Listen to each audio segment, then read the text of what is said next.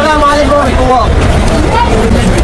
يرجو على الشباب আপনাকে স্বাগত স্যার ধন্যবাদ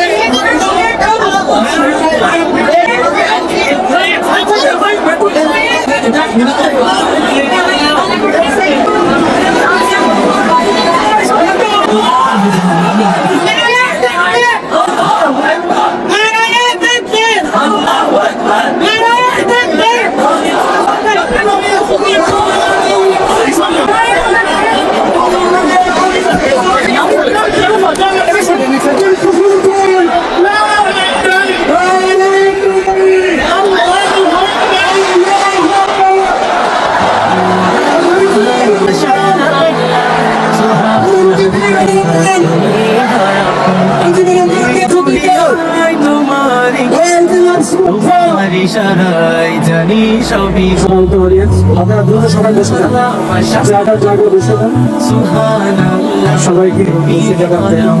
আহ্বান করছি।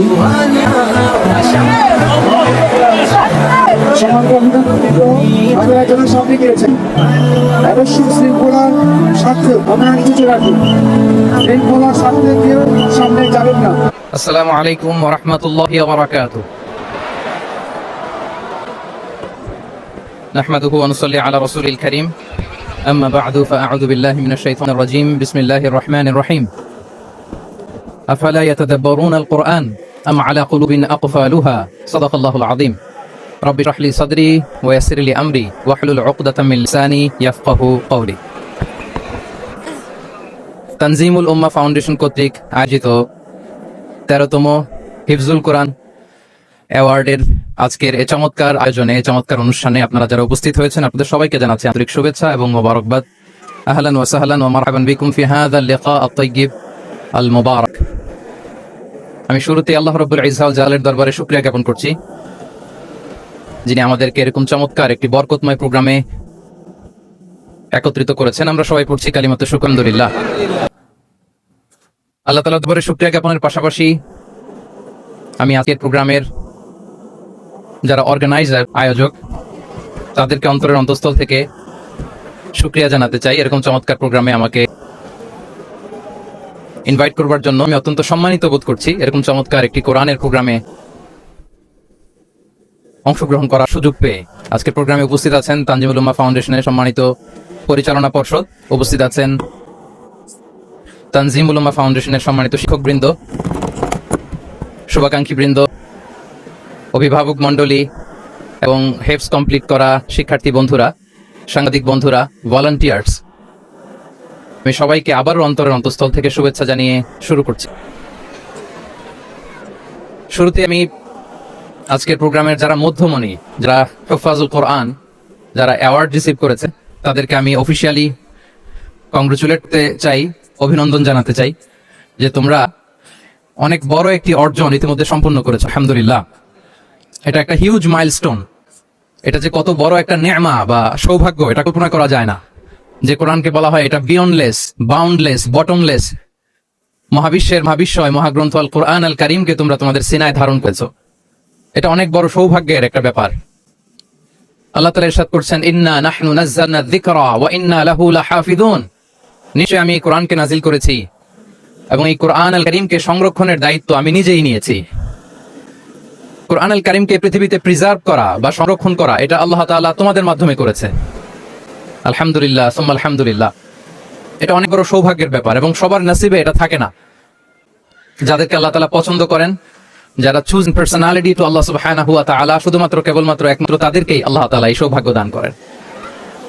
তো এই যে মাইল ফলক তোমরা স্পর্শ করেছো, এটা তোমাদের জীবনের অনেক বড় একটা অর্জন এবং নানা ধরনের খুশ নসিব তোমাদের ব্যাপারে ঘোষিত হয়েছে হাদিসে। আল মাহিরু বিল কুরআন মা আসফারাতিল কিরামিল বারারা ইকরা ওয়ারতাকি ওয়ারাতিল কামা কুনতা তুরাতিলু ফিদ দুনিয়া ফাইন্না মানজিলাতাকা ফি আখিরি আয়াতিন তাকরাউহা। আজকের এই অ্যাওয়ার্ড গিভিং সেরেমনিতে এসে তোমাদের কত ভালো লাগছে।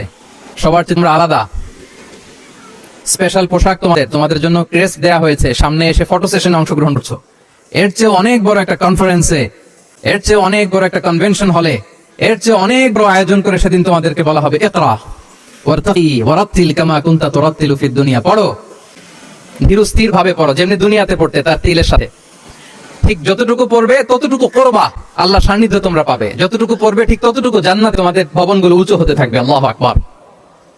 এখন তোমাদের কেমন ফিল হচ্ছে? এই দুনিয়াতেই যদি এত চমৎকার অ্যাওয়ার্ড গিভিং সেরিমনিতে তোমাদেরকে সম্মান দেওয়া হয়, সেদিনের সেই প্রোগ্রামে যদি তোমরা অংশগ্রহণ করতে পারো, কেমন লাগবে তোমাদের বলো? হাফেজ যারা হয়েছো, হেফজ কমপ্লিট করেছো, আমার শিক্ষার্থী বন্ধুরা, তোমাদের কেমন লাগবে সেদিন বলো? ভালো লাগবে সেদিন? আমরা সেদিনের সেই মাহেন্দ্র ক্ষণে যেন আমরা রিওয়ার্ডেড হতে পারি, পুরস্কৃত হতে পারি, সেই প্রত্যাশা আমরা আল্লাহর কাছে রাখছি। আমরা সবাই করছি আল্লাহুম্মা আমিন। তো এই যে বিশাল এক কর্মযজ্ঞ তোমরা শেষ করেছো, আল্লাহর কালামকে তোমরা হেফজ করেছো, এখানেই শেষ নয়। This is just beginning. এটা কেবল শুরু। এটা কেবল কি? এটা কেবল শুরু। এই যে মাইল ফলক তোমরা স্পর্শ করেছো, এরপরে অনেক দূর তোমাদেরকে যেতে হবে। মাইলস টু গো, অনেক দূর যেতে হবে। এখন যেটা তোমাদের করতে হবে, কনসিস্টেন্ট রিভিশনে থাকতে হবে, মুরাজা করতে হবে। এই কোরআনকে হেফজ করে ফেলা এটা সহজ, কিন্তু এটাকে টিকিয়ে রাখা বড্ড কঠিন। আমরা অনেক হাফেজ কোরআনদের সাথে পরিচয় হয়, তারা বলে যে শেখ হেফজ করেছিলাম কিন্তু এখন মনে নাই, ভুলে যায়। তো হেফজ করে ফেলাটা সহজ, কিন্তু এটা সিনায় রাখা মরণবুদ্ধি। যতদিন দুনিয়াতে বেঁচে থাকে ঠিক ততদিন এই কোরআনকে প্রিজার্ভ করা, সিনাতে রাখা, এটা বড্ড কঠিন, অনেক বড় চ্যালেঞ্জ এটা তোমাদের জন্য। সো এই continuous revision of the holy Quran, এটা তোমাদের লাগবে। আল মুদাওয়ামাতু আলা কিরাআতিল কোরআন, প্রতিদিন ডেইলি বেসিসে এটা তোমাদের ডেইলি ওজিফা করে নিতে হবে। আমি সম্মানিত অভিভাবকবৃন্দ যারা আছেন তাদেরকেও বলবো যে এটা একটা টিম ওয়ার্ক। আপনাকেও হেল্প করতে হবে। এখানে আপনার বাচ্চা কোরআন তেলাওয়াত করবে, আপনাকে শোনাবে, আপনি তাদেরকে শোনাবেন। এই টিম ওয়ার্কের মধ্যে দিয়ে এই কোরআন প্রিজার্ভ হবে, এটা থাকবে। এটা বড্ড জটিল। কোরআন হেফজ করা সহজ, কিন্তু এটাকে ধরে রাখা খুবই কঠিন। সো তোমাদের জন্য first and foremost reminder tonight, প্রথম রিমাইন্ডার হচ্ছে যে রেগুলার বেসিসে এই কোরআনকে মুরাজা করতে হবে, তা না হলে এই কোরআন থাকবে না। এবং আল্লাহ রাসূল সাল্লাল্লাহু আলাইহি ওয়া আলিহি ওয়াসাল্লাম তিনি ওসিয়ত করেছেন, তিনি বলেছেন তাআহাদুল কোরআন ওয়া ইন্নাহু আশাদ্দু তাফাল্লুতান মিনাল ইবলি ফি উকুলিহা। তোমরা কোরআনকে ডেইলি রিভাইজ করো। যারা তোমরা হেফজ কমপ্লিট করেছো, হাফাজাতুল কোরআন, তোমাদের উদ্দেশ্য করে আল্লাহ রাসূল সাল্লাল্লাহু আলাইহি ওয়া আলিহি ওয়াসাল্লাম বলেন যে তাআহাদুল কোরআন, তোমরা ডেইলি বেসিসে কোরআনকে কি করো? রিভাইজ করো, রিভিশন দাও, মুরাজা করো, এটাকে সম্মান করো। ফাইন্নাহু আশাদ্দু তাফাল্লুতান মিনাল ইবলি ফি উকুলিহা, কেননা পোষ মানানো হয়নি। এর কোন বন্য উট যদি এটা রশি ছেড়ে দেওয়া, এটা যেমনি ছুটে পালায়, দৌড়ে পালায়, এটারে ফিরে আনা যেমনি কঠিন, কোরআন হেফজ করার পরে, মুখস্থ করার পরে কেউ যদি ভুলে যায়, ওইটারে আবার রিভাইভ করা তার চেয়ে বেশি কঠিন। এই জন্য ডেইলি বেসিসে রিভাইজ করতে হবে।